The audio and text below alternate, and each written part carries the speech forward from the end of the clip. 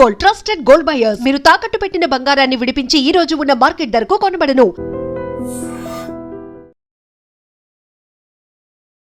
Welcome to news నిజాలు. నా పేరు లుంబిని. సెంటర్లో క్యాబినెట్ రీషఫ్లింగ్ గురించి చాలా కథనాలు వినిపిస్తున్నాయి. ఎక్కువగా ఒక జనరేషనల్ ట్రాన్సిషన్ అనేది జరగబోతుంది. విమెన్ కి అలాగే యూత్ కి ఇప్పుడు ఎక్కువగా మినిస్ట్రీస్ ఇచ్చే ఛాన్సెస్ ఎక్కువగా కనిపిస్తున్నట్టుగా కూడా కథనాలు వినిపిస్తున్నాయి. అండ్ మోస్ట్ ఇంపార్టెంట్లీ ఇప్పుడు ఈ గవర్నెన్స్ గురించైనా ఈ రీషఫ్లింగ్ లేదంటే 2029 సెంటర్లో జరగబోయే ఎలక్షన్స్ గురించా డిస్కస్ చేద్దాం. ఈరోజు మనతో జాయిన్ అవబోతున్నారు senior journalist Suresh Kochattil sir మనతో పాటున్నారు. Let's talk. హలో సార్, నమస్తే. రైట్ సార్, సో కొత్త ఫేసెస్, కొత్త పేర్లు వినిపిస్తున్నాయి. And first ever youngest ever అని చెప్పొచ్చు, నితిన్ నబీన్ గారిని అపాయింట్ చేశారు as president of BJP. And also ఇప్పుడు కనిపిస్తున్న పేర్లు కూడా కొత్త వినిపిస్తున్నాయి. లైక్ స్మృతి ఇరానీ గారు మళ్ళీ పిక్చర్లోకి వచ్చారు. అండ్ అలాగే కంగనా రనౌత్ పేరు వినిపిస్తుంది, రామ్ మాధవ్ గారి పేరు. సో ఇవన్నీ మ్యూర్ స్పెక్యులేషన్ మాత్రమే, అంటే ఎంతవరకు నిజాలు ఉన్నాయి? నితిన్ నబీన్ గారి టీం అయితే అనౌన్స్ చేసేసారు. దాంట్లో కంగనా రనౌత్ అయితే లేరు, కానీ మార్పులు ఉన్నాయి చాలా మటుకు. అండ్ యావరేజ్ ఏజ్ యాక్చువల్లీ పెరిగింది. దీనికన్నా బీజేపీ పొలిటికల్ సెటప్లో, అంటే వాళ్ళ పార్టీ సెటప్లో జనరల్ సెక్రటరీస్ కానీ, వైస్ ప్రెసిడెంట్ కానీ, స్టేట్ ప్రభారీలు కానీ అన్నీ చూస్తే యావరేజ్ ఏజ్ ఒక 56 నుంచి 58 నడిమిట్లో ఉండేది. ఇప్పుడు అది పెరిగి 61 నుంచి 64 వెళ్ళిపోయింది. So it is not just youth, it is also experience. అది చాలా ఇంపార్టెంట్. ఎందుకంటే మీరు యూత్ మీద ఒకటే వెళ్తే then you will fall flat. అది దీనికన్నా ముందు కూడా జరిగింది. బీజేపీలో అన్లైక్ కాంగ్రెస్ ఒక ఫ్యామిలీ పార్టీ. ఇది చాలా మటుకు మన దేశాల్లో చాలా ఫ్యామిలీ పార్టీస్ ఉన్నాయి. ఆ ఫ్యామిలీ పార్టీలో ఫ్యామిలీ హెడ్ డిసైడ్ చేస్తారు ఎవరిని పంపారు. రాహుల్ గాంధీ కానీ, ప్రియాంక వాద్రా కానీ, సోనియా గాంధీ డిసైడ్ చేస్తారు. ఎవరు పార్టీ ప్రెసిడెంట్ కావాలి వాళ్ళే అవుతారు, ఎవరిని జనరల్ సెక్రటరీ చేయాలి వాళ్ళే అవుతారు. వాళ్ళ దాంట్లో ఇన్ని సంవత్సరాలు నేను పనిచేసి వచ్చాను అని ఒక క్వాలిఫికేషన్ ఉండదు. రెండవది మీ కాంపిటెన్స్ ప్రూవ్ చేయడం, అది కూడా ఉండదు వాళ్ళ దాంట్లో. మీరు 100 ఎలక్షన్లు ఓడిపోయిన రాహుల్ గాంధీ కూడా ఇప్పుడు కూడా లీడర్ ఆఫ్ ఆపోజిషన్గా ఉన్నారు. ఇంకా ఏ పార్టీలో ఉంటే, ఏ క్రికెట్ టీంలో ఉంటే కూడా తీసేస్తారు క్యాప్టెన్ని, కానీ ఆయన ఇంకా ఉన్నారు ఫ్లాప్ షో చేసిన తర్వాత కూడా. కానీ ఈ బీజేపీ అట్లాంటి కాదు. మీరు కమ్యూనిస్ట్లో కూడా కనిపిస్తుంది ఇది. యాక్చువల్లీ ఇదే యాటిట్యూడ్. కానీ కమ్యూనిస్ట్ వాళ్ళు ఇప్పుడు లేరు అనుకోండి, వాళ్ళని మ్యూజియంలో పెట్టాలి. ఇప్పుడు వాళ్ళు ఆ పరిస్థితికి వచ్చేసారు వాళ్ళు. సో బీజేపీలో ఇప్పుడు నితిన్ నబీన్ గారు వచ్చినప్పుడు as is the youngest BJP president అని చెప్పొచ్చు. చాలా సంవత్సరాల నుంచి తర్వాత ఇంత యంగ్ ఏజ్లో వచ్చిన వాళ్ళు. కానీ బీజేపీలో మీరు జనరేషన్ లీడర్షిప్ చూసుకుంటూ వస్తే జానా కృష్ణమూర్తి కానివ్వండి, బంగారు లక్ష్మణ్ కానివ్వండి, వెంకయ్య నాయుడు గారు కానివ్వండి, ఇట్లాంటి చాలామంది, L K Advani garu, Murali Manohar Joshi, then we had Rajnath Singh. So బీజేపీలో స్టడీగా ప్రెసిడెంట్స్ ఒకటి తర్వాత ఒకటి వస్తుంటారు. దాని తర్వాత J P Nadda garu last time, then now Nitin Nabin. So వీళ్ళు వచ్చినప్పుడు ఏం చేస్తారంటే వీళ్ళకి కావాల్సిన ఒక టీంని తెచ్చుకుంటారు తోడు. ఇప్పుడు మీరు ఇండియన్ క్రికెట్ టీం క్యాప్టెన్ నాకు ఇప్పుడు గుర్తులేదు ఎవరున్నా, కానీ రోహిత్ శర్మ అనుకోండి, ముందు పాత టీంలో ఉన్నట్లని. ఆయనకు కావాల్సిన టీం మెంబర్స్ పెట్టకుండా ఎవరైనా పంపించేస్తే, ఏదో స్టేట్లో ఉన్న ప్లేయర్స్ని పంపించి వీళ్ళతో మీరు ఆడుకోండి అంటే కాదు. He has to work with the team అన్నమాట. సో నితిన్ నబీన్ గారికి ఆ టీమ్ సెలెక్షన్లో కూడా కొంతమందికి ఆయన ఛత్తీస్గఢ్ నుంచి కొంతమంది తీసుకున్నారు, ఎందుకంటే ఐ హియర్ వర్క్ దేర్ అన్నమాట. అది కాకుండా ఉత్తరప్రదేశ్ చాలా క్రూషియల్ ఎలక్షన్ అక్కడ రాబోతుంది నెక్స్ట్ ఇయర్ 2027లో. దెన్ అఫ్కోర్స్ గుజరాత్, అక్కడ కూడా ఎలక్షన్ రాబోతుంది. వెస్ట్ బెంగాల్లో జరిగింది ఎలక్షన్, ఆల్రెడీ కన్సాలిడేషన్ ఫేస్లో ఉన్నారు అక్కడ బీజేపీ. ఇదన్నీ చూసుకుంటే బీజేపీ వైపు నుంచి ఇప్పుడు తీసుకొచ్చిన ఈ మార్పుల్లో చాలా మటుకు టోటల్గా 65 మంది ఉన్నారు సెటప్లో కంప్లీట్ ఈ బీజేపీ పొలిటికల్ నేషనల్ ఎగ్జిక్యూటివ్ చెప్పారు. It is a kind of a party apparatus అన్నమాట, నేషనల్ అపారటస్. దాంట్లో మీరు కొన్ని మార్పులు చూసారు. అఫ్కోర్స్ మీరు స్మృతి ఇరానీ గురించి చెప్పారు, అమిత్ మాల్వియా గారు మూవ్ అయ్యారు. సో ఇక్కడ ఏం చూస్తున్నారంటే బేసిక్లీ గ్రాస్ రూట్ ఎక్స్పీరియన్స్. మీకు ఇది ఒక పార్టీ ఎట్లాంటి వీళ్ళది భావజాలం ఆర్ఎస్ఎస్ వైపు నుంచి వస్తుంది. సో పార్టీ ప్రెసిడెంట్ తర్వాత అన్నిటికంటే పవర్ఫుల్ పోస్ట్ అనేది is the party organising secretary. Okay, B L Santosh garu ఆయన్ని మళ్ళీ రిటైన్ చేసుకున్నారు. వీళ్ళు యూజువలీ ఆర్ఎస్ఎస్కి బీజేపీకి ఒక బ్రిడ్జ్ లాగా పనిచేస్తారు, పార్టీ ఆర్గనైజింగ్ సెక్రటరీ అన్నమాట. అది కాకుండా కొంతమందిని ఆర్ఎస్ఎస్ నుంచి డెప్యూట్ చేస్తారు, వాళ్ళు పార్టీలో పనిచేస్తారు, మళ్ళీ వెళ్ళిపోతారు. Ram Madhav is an example of that. మన దగ్గర మురళీధర్ రావు గారు ఉన్నారు దానికన్నా ముందు తెలంగాణలో. సో వాళ్ళు వస్తారు 3 సంవత్సరాలు 4 సంవత్సరాలు పనిచేస్తారు, మళ్ళీ ఆర్ఎస్ఎస్కి వెళ్ళిపోతారు వాళ్ళు. కొంతమందికి ఎక్స్టెన్షన్ ఇసుకుంటూ వెళ్ళిపోతారు. బిఎల్ సంతోష్ గారు న్యాచురల్లీ హీస్ గెటింగ్ ఎక్స్టెండెడ్, ఒక 2029 దాకా బహుశా ఆయన ఉంటారు అక్కడ అదే పోస్ట్లో, ఎలక్షన్ ఆయన నడిచింది. ఇప్పుడు బీజేపీ సెటప్లో పొలిటికల్ సెటప్ ఒకటి, ఓకే, గవర్నమెంట్ సెటప్ ఒకటి. గవర్నమెంట్ సెటప్లో ఇప్పుడు దాకా మార్పులు ఏమి రాలేదు. బహుశా ఈ మంత్ ఎండింగ్ దాకా ఒక క్యాబినెట్ రీషఫల్ ఉండొచ్చు అని చెప్తున్నారు. కానీ నెక్స్ట్ మంత్ బ్రిక్స్ సమిట్ ఉంది, అది చాలా పెద్ద ఈవెంట్. బ్రిక్స్ సమిట్ ఉన్నప్పుడు దాని ముందే మంత్రులు మార్చుతారా అనేది కన్ఫ్యూజన్ ఉందన్నమాట. సో బహుశా బ్రిక్స్ సమిట్ తర్వాత కూడా ఉండొచ్చు. ఇదంతా అయిపోయిన తర్వాత మోదీ గారు కొంచెం ఫ్రీ అయిపోతారు, అప్పుడు బహుశా క్యాబినెట్ రీషఫల్ ఉండొచ్చు. క్యాబినెట్లో కొంతమంది మినిస్టర్ లేరు ఇప్పుడు. For example, good example is our Dharmendra Pradhan, ఆయన రాజీనామా చేశారు. సో అడిషనల్ లోడ్ ప్రహ్లాద్ జోషికి ఇచ్చారు. కురియన్ హ్యాజ్ రిజైన్డ్, ఆయన కేరళ నుంచి ఉండే, రాజ్యసభ ఆయన ఎక్స్టెండ్ చేయలేదు. దెన్ మజిద్ ఆయన పంజాబ్ నుంచి, ఆయనది ఎక్స్టెన్షన్ కూడా ఇవ్వలేదు. కానీ బీజేపీ కొంతమందిని కొత్తగా ఇప్పుడు పంజాబ్లో కూడా ఎలక్షన్ ఉంది నెక్స్ట్ ఇయర్ 2027లో. అక్కడ బీజేపీకి పెద్ద స్టేక్ లేదు. అక్కడ మేజర్ ప్లేయర్స్ కాంగ్రెస్ అండ్ ఇప్పుడు ఆమ్ ఆద్మీ పార్టీ అండ్ శిరోమణి అకాలీ దళ్, వీళ్ళు ముగ్గురు పోటీ చేస్తారు. సో బీజేపీ ఏం చేశారంటే ఒక జనరేషన్ లీడర్షిప్ షిఫ్ట్ అని చెప్తే మొత్తం జనరేషన్ లీడర్షిప్ లేదు, కంప్లీట్లీ యంగ్స్టర్స్ని తీసుకొచ్చి. ఇప్పుడు తేజస్వి సూర్య లేరు దీంట్లో, ఇప్పుడు కొత్త దాంట్లో సెటప్లో. నేను అనుకున్నాను బహుశా ఇంకో కొంతమంది యంగ్స్టర్స్ని తీసుకొస్తారంటే కాదు, they taken youth with experience. Amit Malviya గురించి మాట్లాడినప్పుడు, ఎందుకంటే ఈ కాంట్రవర్సీ మొదలైనప్పుడు కూడా చాలా మటుకు సీజేపీది, నేను ఒక రోజు పొద్దున్న చేసిన ట్వీట్కి చాలా కాంట్రవర్షియల్ అయింది అది. మోదీ గారు ఎందుకు టఫ్ యాక్షన్ తీసుకుంటలేరని అడిగినప్పుడు Amit Malviya message me in the morning Singh, Suresh ఎందుకు ఇంత అప్సెట్ అవుతున్నావు అని చెప్పేసి నేను చెప్పాను, ఇట్లా ఉంది, we should react to it అని. బహుశా అది పనిష్మెంట్ అని చూడలేము Amit Malviya. I think it's ఆయనకి ప్రమోషన్ కూడా రావచ్చు, బహుశా క్యాబినెట్లో తీసుకోవచ్చు. అండ్ ఈ వాజ్ వెస్ట్ బెంగాల్ ఇన్ఛార్జ్, అంటే అడిషనల్ ఇన్ఛార్జ్. ఆయనకు సీనియర్గా ఉన్నారు చాలామంది, కానీ ఆయన కూడా ఆ టీంలో ఉన్నారనమాట వెస్ట్ బెంగాల్. సో వాళ్ళు వెస్ట్ బెంగాల్ గెలిచారు కదా. సో ఆయన కానీ 11 సంవత్సరాలు కూడా ఇస్ టూ లాంగ్. కొత్త ఎవరినైనా తీసుకురావాల్సి కొత్త. So Maski he's come now, Chhattisgarh నుంచి వచ్చారనమాట. ఆయన కూడా ఈ దీపక్ మస్కీ, ఆయనకి ఈ was chemistry professor and first generation leader, number cruncher అంటారు. ఆయన కాలం మటుకు నంబర్స్ తీసుకొని ఆడుకుంటారు, మన ఆల్మోస్ట్ లైక్ ప్రశాంత్ కిషోర్ లాగానే అనమాట. సో ఇది team for 2029. Okay, and this also team for UP elections, Gujarat elections and Punjab elections. Himachal Pradesh కూడా ఉంది ఎలక్షన్స్ 2027లో. అదొక సెమీఫైనల్ లాగా ఉంటుంది, దాంట్లో స్పెషలీ యూపీ. సో మనం యూజువలీ బీజేపీ లీడర్షిప్ చూసినవి ఏమవుతుందంటే, పార్టీని ఒక్కొక్కసారి తొలగించిన తర్వాత వీళ్ళు ఎక్కువ మాట్లాడరు. కొంతమంది మిగతా పార్టీల్లో, మీరు కాంగ్రెస్ లాంటి అట్లాంటి పార్టీలో ఏదో బయటికి వెళ్ళేదో మాట్లాడతారు, స్టేట్మెంట్లు ఇస్తారు, కొంతమంది రాజీనామా చేస్తారు. ఇది అట్లేం లేదు ఇక్కడ. So those problems are not here. They go in see Smriti Irani, ఆమె ఫస్ట్ టైం ఎలక్షన్ గెలిచి రాహుల్ గాంధీని ఓడించారు. సెకండ్ టైం షీ లాస్ట్, మనకు తెలిసింది అది. సో ఫస్ట్ టైం ఓడిపోయింది, మళ్ళీ గెలిచింది, మళ్ళీ ఓడిపోయింది. ఓడిపోయిన ఏం చేస్తుంది ఆమె, she went back to her serials, acting మొదలుపెట్టింది. ఆమెని ఇంటర్వ్యూస్కి లాస్ట్ ఇయర్ ఐ థింక్ 2025లో జూన్లో అక్కడ ఇంటర్వ్యూ కూడా ఇచ్చింది ఆమె ఎన్డీటీవీకి, where she spoke our political objectives, అదంతా మాట్లాడేది కాదు. కానీ ఎప్పుడో కాన్స్పిరసీ థియరీస్ ఉంటుంది. అమిత్ షా గారు వీక్ అయిపోయారా, నిన్న సభానాకు వీళ్ళు మాట్లాడుతూ అమిత్ షా వీక్ అయిపోయారు, పీయూష్ గోయల్ వచ్చేసారు ట్రెజరర్గా, అక్కడ స్మృతి ఇరానీ వచ్చేసింది. అమిత్ షా గారు వీక్ కావడం ఏం లేదు, entire thing is controlled by Amit Shah, political setup. But ఇక్కడ ఎంతమంది పేర్లు వినిపిస్తున్నాయి ఇప్పుడు రీషఫ్లింగ్, అది యూజువలీ బీజేపీ వర్కింగ్ మెథడాలజీయే, అంటే సెంట్రలైజ్డ్ గా ఉంటుంది పవర్ అంతా అన్నట్టుగా కూడా మాట్లాడతారు కదా. దాని సెంట్రలైజ్డ్ ఉంటుంది, దాంట్లో డౌట్ లేదు. ప్రతి స్టేట్ నుంచి రిప్రజెంటేషన్ తీసుకుంటారు. కేరళ నుంచి ఇద్దరు ఉన్నారు, Surendran and Antony. Okay, so AK Antony కొడుకు, ఓకే, హీఈస్ దేర్. ఇప్పుడు అట్లా చూసినప్పుడు మనం అడగొచ్చు, మన తెలంగాణకు ఒక్కరు కూడా లేరు కదా అని చెప్పేసి. Okay, that is a big problem అన్నమాట మన దగ్గర. తెలంగాణ నుంచి ఎందుకు ఎవరు లేరు? ఆంధ్ర నుంచి పురంధేశ్వరి ఉంది, రామ్ మాధవ్ గారికి ఢిల్లీ కోటాలో ఇచ్చేసారంట. So Ram Madhav doesn't get counted in Andhra quota. Tamil Nadu నుంచి ఉన్నారు, కర్ణాటక నుంచి ఉన్నారు సౌత్లో.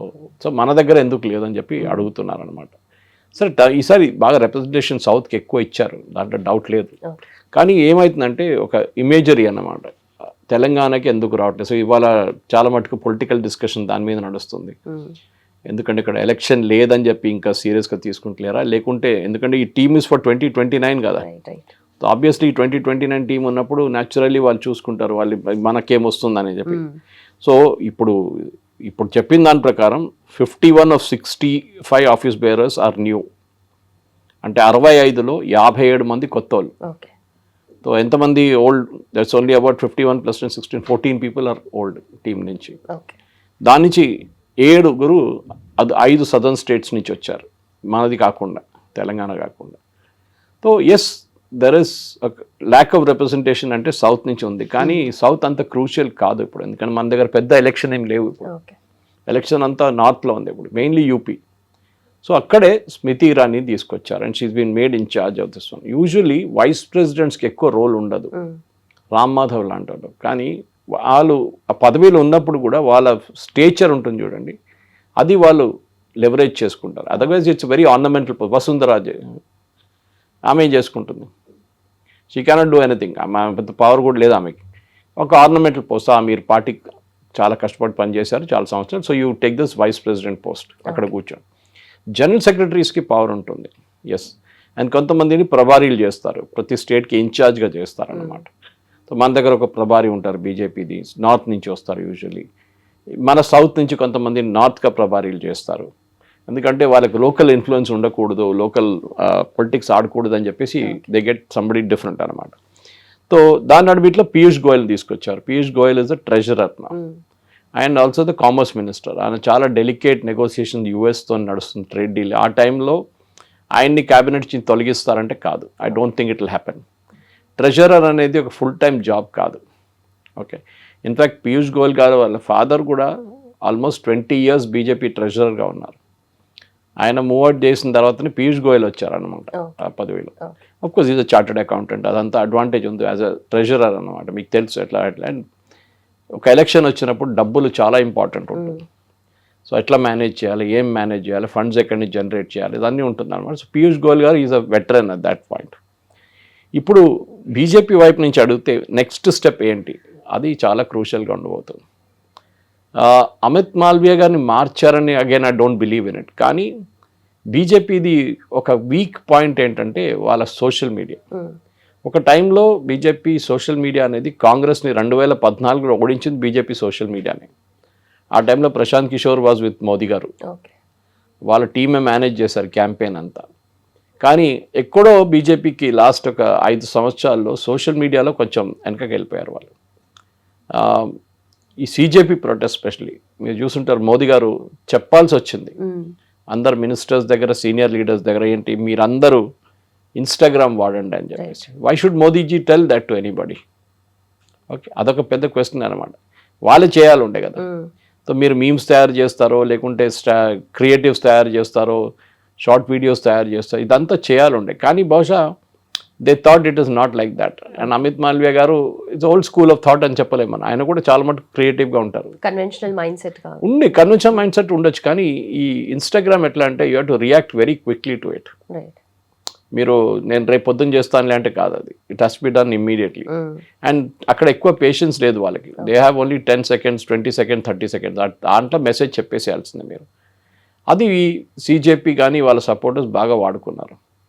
ఇవాళనే I was meeting one senior media guy gentlemen and he was telling, ఆయన చెప్తున్నారు నా దగ్గర, సురేష్ గారు బిలీవ్ చేయరు, నా కూతురు కూడా ఈ అజిటేషన్ మొదలైనప్పుడు సీజేపీ అని ఇంట్లో మాట్లాడుతుండే. బికాజ్ వాళ్ళ సోషల్ మీడియా కంప్లీట్గా స్వాంప్ అయిపోయింది. మీరు ఏది యూజ్ ఓపెన్ చేసినా అక్కడ అదే వస్తుంది. ఇన్ఫ్లుయెన్సర్స్ని వాడుకున్నారు, డబ్బులు పెట్టారు, మెటా దగ్గర కోట్లు ఐ థింక్ ఆల్మోస్ట్ 100 crores ఖర్చు పెట్టా అంటున్నారు పబ్లిసిటీ కోసం. అదే మనిషి ఇప్పుడు అంటున్నారు, ఆయన అంటున్నారు, కానీ 2-3 వారాల తర్వాత మా కూతురు ఇప్పుడు దాని గురించి మాట్లాడలేదు.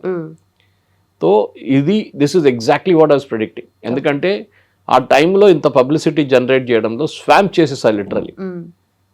ఓకే, కానీ ఏ రోజు అజిటేషన్ అయిపోయిందో ధర్మేంద్ర ప్రధాన్ రాజీనామా చేసేసారు, ఆ రోజు నుంచి స్లైడ్ స్టార్టెడ్ హ్యాపెనింగ్. వాళ్ళు పబ్లిసిటీలో సో దాని కొత్త పాయింట్స్ తీసుకొచ్చారు. గవర్నమెంట్ స్కూల్స్ ఇన్స్పెక్ట్ చేయడము, ఓకే, పొలిటికల్ స్టేట్మెంట్స్ ఇవ్వడం, ఇదంతా చేస్తున్నారు. బేసిక్లీ వాళ్ళు ఆమ్ ఆద్మీ పార్టీ వాళ్ళందరూ. సో బీజేపీ వైపు నుంచి ఇప్పుడు ఈ తీసుకొచ్చిన మార్పుల్లో ఒకటి మనం ఏం చూడాల్సిందంటే, ఒక్క డ్రాస్టిక్ అని చెప్పొచ్చు, డ్రాస్టిక్ ఓవరాల్ అమిత్ షా గారు ఉన్నప్పటి నుంచి వచ్చిన దాని తర్వాత ఉన్న ఆయన ఓన్ టీం తెచ్చుకున్నారు. అమిత్ షా గారు కూడా ప్రెసిడెంట్ ఉన్నప్పుడు ఆ టైంలో. ఓకే.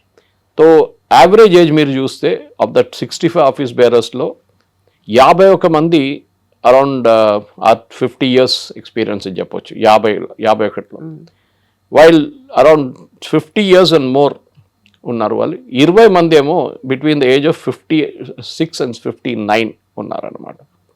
మిగతా వాళ్ళు బిలో అబౌవ్ దట్ నంబర్ 60 అన్న. సో ఇదొక ఏజ్ గ్రూప్ చాలా బాగుందండి. 61 అని చెప్పేది మనకు చాలా మటుకు ఓల్డ్ స్కూల్ ఆఫ్ థాట్ అని వచ్చేసింది. కానీ రాహుల్ గాంధీ గారు ఆల్మోస్ట్ 58కి వచ్చేసారు, ఆయన రిటైర్మెంట్ ఏజ్కి వచ్చారు. కానీ ఈ still considered young. It's is okay, no problem. కానీ మనం 2 ముఖ్యమంత్రిని కూడా తీసుకొచ్చారు వీళ్ళు, మీరు దీంట్లో చూస్తే. ఒకటి తిరాజ్ సింగ్ రావత్ అని మన ఉత్తరాఖండ్ ముఖ్యం, ఇంకోరు బిప్లబ్ కుమార్ దేవ్, ఆయన పెళ్లి కూడా అయింది మొన్న. సో ఆయనకు వెడ్డింగ్ గిఫ్ట్ లాగా వీళ్ళిద్దరు ఎక్స్ చీఫ్ మినిస్టర్స్. వాళ్ళు కూడా పార్టీలు తీసుకొచ్చి they have been also given general secretary position, which is very powerful. Sambit Patra he's got a promotion. ఆయన పేరు దీంట్లో డీటెయిల్గా కనిపించట్లేదు, కానీ నాకు అనిపించింది ఏంటంటే సంబిత్ పాత్రా గారికి ఎంటైర్ నార్త్ ఈస్ట్ అప్పగించేస్తారు. ముందు మణిపూర్ ఒకటే ఉండే ఆయనకి. నా entire north east is under him. So maybe it's kind of promotion ఆయనకి. అది కాకుండా మనం చూసిన ఈ అపాయింటీస్ వస్తున్న 23 స్టేట్ నుంచి యూనియన్ టెరిటరీ వస్తున్నప్పుడు కూడా చాలా మటుకు కాన్సన్ట్రేషన్ ఏం చేశారంటే క్యాస్ట్ ఈక్వేషన్ చూసుకున్నారు. అది మీరు కష్యత్ ఉండొచ్చు, మీరు బ్రాహ్మిన్స్ ఉండొచ్చు, మీరు ఓబీసీస్ ఉండొచ్చు, ఓబీసీస్లో అగైన్ కేటగిరీస్ ఉండొచ్చు, అట్లా అపాయింట్ చేశారనమాట.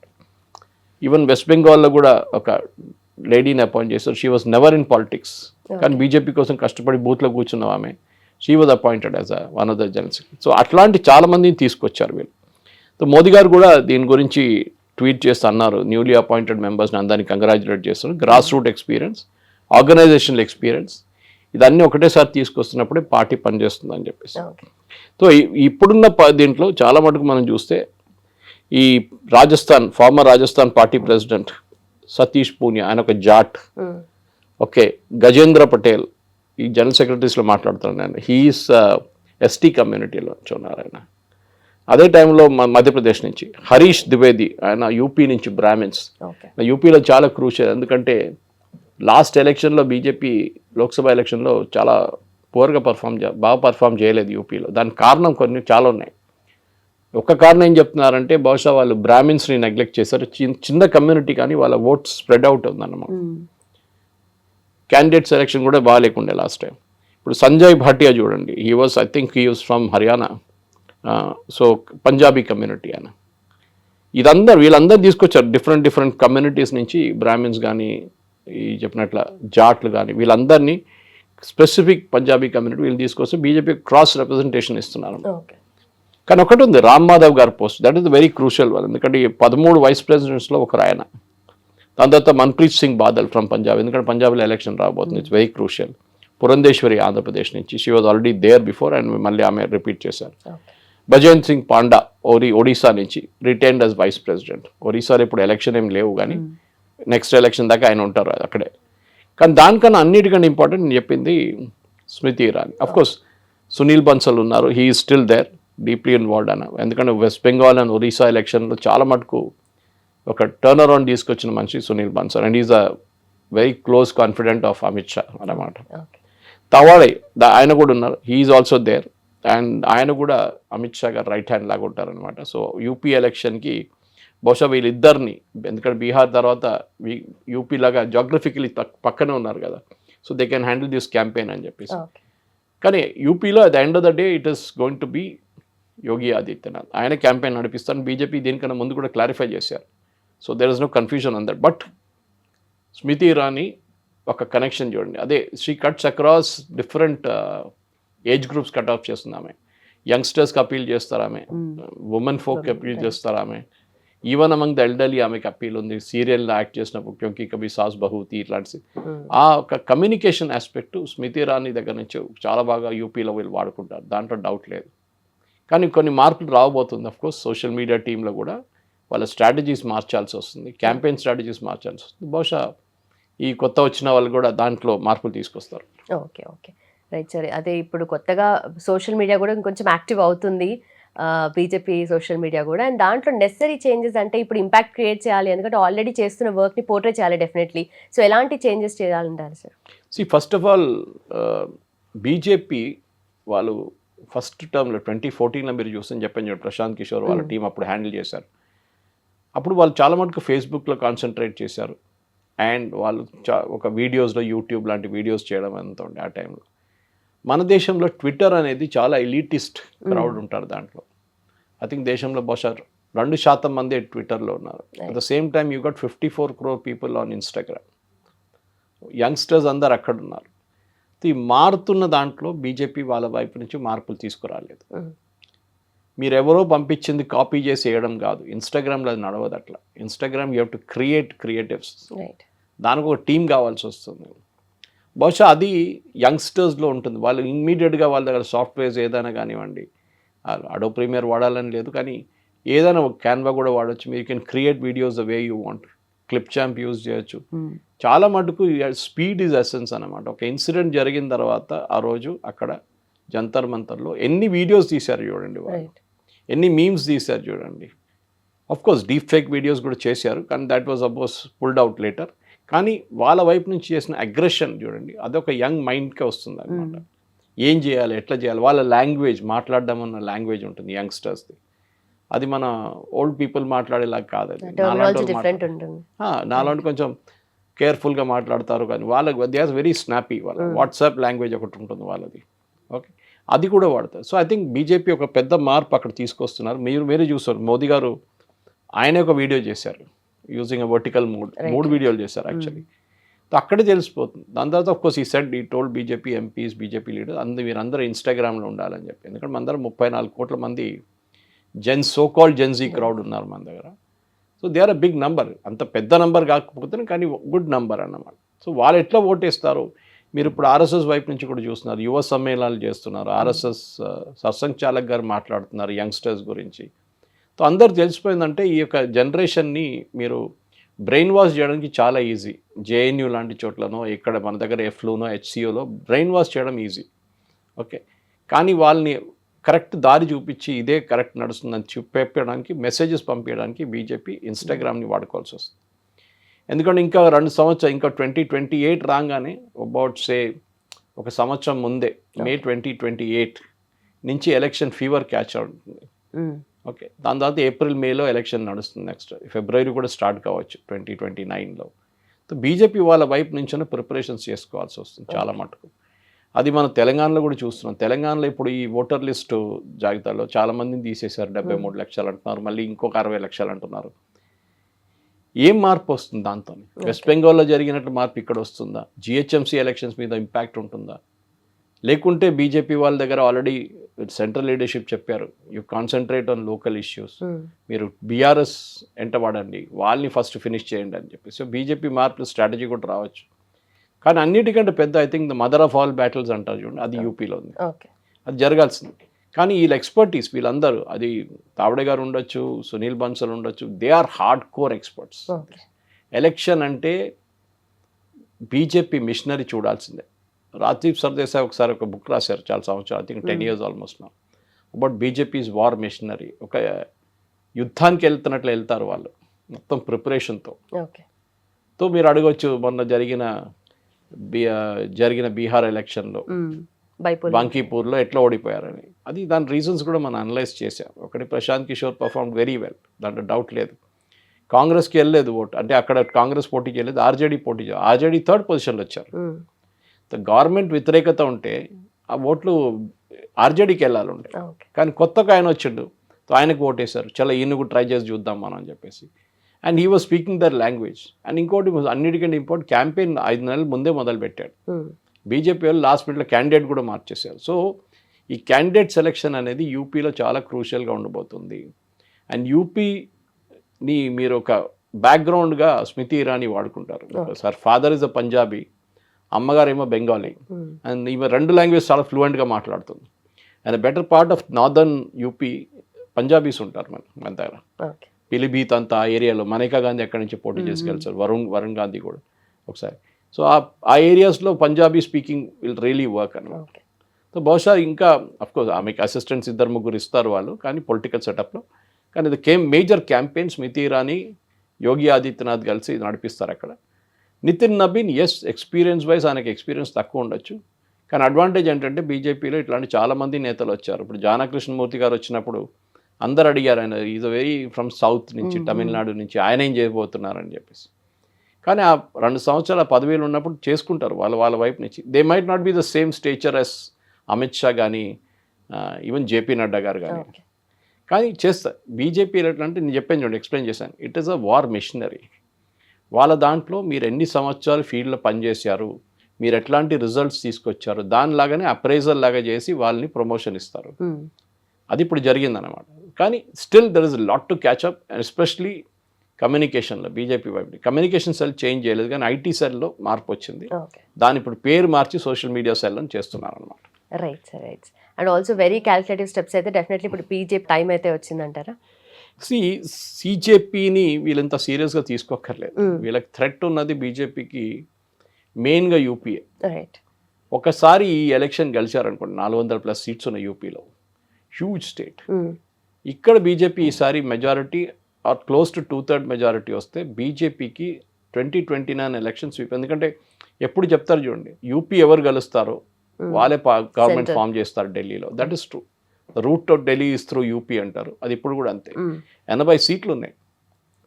540 సీట్లు, 80 సీట్లు అంటే హ్యూజ్ నంబర్. కానీ మోదీ గవర్నమెంట్ కొన్ని మార్పులు తీసుకురాబోతున్నారు. అంటే ఇవాళ మళ్ళీ న్యూస్ వచ్చింది, women's reservation bill, amendment act తీసుకొస్తారు, దాంతోపాటు డీలిమిటేషన్ తీసుకొస్తా అంటున్నారు. ఏం జరుగుతుందో తెలియదు. సో అది వస్తే మొత్తం గేమ్ అంతా మారిపోతుంది కంప్లీట్గా. ఫర్ ఎగ్జాంపుల్, రేపు హైదరాబాద్ కాన్స్టిట్యున్సీ ఒక రిజర్వ్డ్ ఉమెన్స్ కాన్స్టిట్యున్సీ అంటే ఏం చేస్తారు వీళ్ళు? ఇప్పుడు ఓవైసీ ఏం చేస్తారు? మొన్నదాకా ఆయన ఫుల్ ఎఫర్ట్ ఎక్కడ పెట్టారు? వాళ్ళు గెలుస్తారు, వాళ్ళ పార్టీ నుంచి ఎవరైనా లేడీ క్యాండిడేట్ని పెడతారు, వాళ్ళు గెలుస్తారు, ఆమె డమ్మీగా ఉండిపోతుంది. కానీ నంబర్ ఆఫ్ సీట్స్ ఇంక్రీజ్ అయినప్పుడు న్యాచురలీ ఒక టెన్షన్ ఉంటుంది. 830, 840 ఎంత అయితే కానీ నంబర్ ఆఫ్ సీట్స్ మీద పోటీ. అప్పుడు యూపీ 80 నుంచి 120కి వెళ్తుంది. అన్ని స్టేట్స్ 50% ఇంక్రీజ్ అవుతుంది వాళ్ళ సీట్ మీద. అదొక పెద్ద ఛాలెంజ్గా రాబోతుంది. ఎందుకంటే మళ్ళీ మేనేజ్ చేయడంలో మీరు ఇంత మెషినరీ మేనేజ్ చేయాలంటే మీకు అంతమంది బూత్ లెవెల్ వర్కర్స్ కావాల్సి వస్తుంది. ఎప్పుడు అమిత్ షా గారు చెప్తుంటారు, booth management is the key. బూత్లో ఎంతమంది ఉన్నారు, 10 మందో 15 మందో బీజేపీ వాళ్ళు ఉన్నారు, కాంగ్రెస్ వాళ్ళు ఎంతమంది ఉన్నారు చూసుకోవాల్సి. అది చాలా ఓటర్స్ని బూత్లో తీసుకురావాల్సి వస్తుంది. కానీ ఇప్పుడు మనం చూస్తున్నాం, మన ఎస్ఐఆర్ ప్రాసెస్లో కూడా చాలా మటుకు ఫేక్ ఓటర్స్ని తీసేశారు. సో అదొక మేనేజ్ చేయడంలో కొంచెం ఈజీ అయిపోయింది అనమాట. ప్రతి స్టేట్లో తమిళనాడులో 1 కోటి మందిని తీసేశారు, వెస్ట్ బెంగాల్లో 1 కోటి మందిని తీసేశారు, గుజరాత్లో 2 కోట్ల మందిని తీసేశారు, 2 కోట్ల 30 లక్షలు, యూపీలో 3 కోట్ల 60 లక్షల మందిని తీసేశారు లిస్ట్ నుంచి. సో స్టేట్ స్పెసిఫిక్ కాదు ఇది. కానీ బీజేపీ వైపు నుంచి కూడా మనం చూస్తున్న మటుకు చాలా మటుకు ఈ మార్పులు తీసుకొస్తున్నారు చూడండి. అది yes, it's a big change. ఎందుకంటే రామ్ మాధవ్ కానీ, బిప్లబ్ దేవ్ కానీ, స్మృతి ఇరానీ కానీ, బీజేపీ నేషనల్ టీంలో yes there is a thing which is different అన్నమాట. సో సునీల్ బన్సల్ కానీ, వినోద్ తావడే గారు కానీ, వీళ్ళందరూ they are the most crucial people. వాళ్ళు ఉన్నారు, ఎక్కడికి వెళ్ళలేదు. దాంట్లో స్మృతి ఇరానీ అండ్ బిప్లబ్ దేవ్ని యాడ్ చేశారు. As we discussed, Piyush Goyal will be the treasurer. Deepak Maski ఏమో ఇప్పుడు కొత్త అమిత్ మాల్వియా గారిని రీప్లేస్ చేస్తారు సోషల్ మీడియా కన్వీనర్గా. సో ఓవరాల్ చూస్తే ఎస్, కానీ మొత్తం హోల్సేల్ మార్పు వచ్చిందా అంటే లేదు. కొన్ని కండిషన్స్తో చేశారు. ఎక్స్పీరియన్స్ ప్లస్ యూత్ 2 తీసుకొచ్చారు. At the same time BJP ఇప్పుడు స్టేట్ లెవెల్కి వెళ్ళినప్పుడు అక్కడ ఇంకా మార్పులు రాబోతుంది. ఈ స్టేట్ లెవెల్లో కూడా ఇదే మార్పులు స్టేట్ లెవెల్ కనిపిస్తుంది మీకు ఇప్పుడు. ఒకసారి స్టేట్ లెవెల్ ఎలక్షన్స్, ప్రెసిడెంట్ అక్కడ లోకల్ బాడీ ఎలక్షన్స్లో వాళ్ళు స్టేట్ లెవెల్లో ఆఫీస్ బేరర్స్ని సెటప్ చేస్తున్నారు. అక్కడ కూడా చాలా మటుకు మార్పులు తీసుకురావాల్సి వస్తుంది. They have to up the game, ఇంగ్లీష్లో అంటారు. మీ గేమ్ మార్చాల్సింది. ఎందుకంటే communication is the most crucial. ఇప్పుడు ఎవ్వరు కానీ అని మొబైల్లో ఉంటారు అందరూ. They all are looking at mobiles. ఆ మెసేజెస్ అక్కడి నుంచి వెళ్తుంది. మీరు న్యూస్ పేపర్లో ఫుల్ పేజ్ యాడ్లు ఇస్తే ఎవరు చూడరు. టెలివిజన్ యాడ్ ఉంటే ఎవరు దాని ముందు ఉండరు. So you have to go on YouTube, you have to go on Instagram, మీరు ఫేస్బుక్ అంతా.